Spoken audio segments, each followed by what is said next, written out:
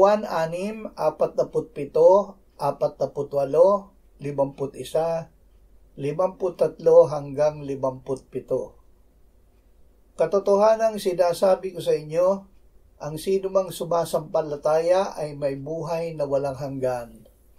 Ako ang tinapay ng buhay. Ako ang tinapay na buhay na bumabang galing sa langit. Kung ang sino man ay kumain ng tinapay na ito, siya ay mabubuhay magpakailanman, at ang tinapay na aking ibibigay sa ikabubuhay ng sanlibutan ay ang aking laman.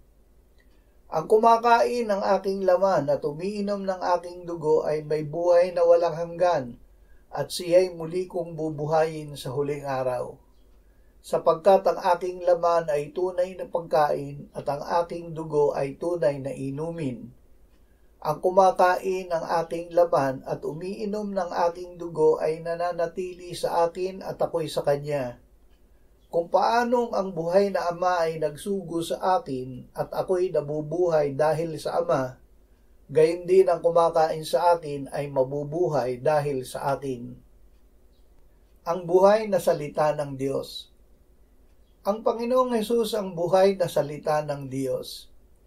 Sa simula ay ang salita at ang salita ay kasama ng Diyos at ang salita ay Diyos. Nasa Kanya ang buhay at ang buhay ay siyang ilaw ng mga tao. Ang ilaw ay lumiliwanag sa kadiliman at ito'y hindi nagapi ng kadiliman.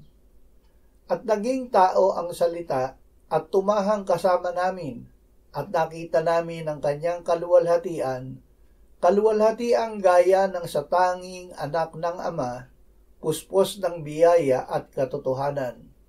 At mula sa Kanyang kapuspusan ay tumanggap tayong lahat, biyaya na sinundan pa ng ibang biyaya, sapagkat ibinigay sa pamamagitan ni Moises ang kautusan, ang biyaya at ang katotohanan ay dumating sa pamamagitan ni Hesukristo.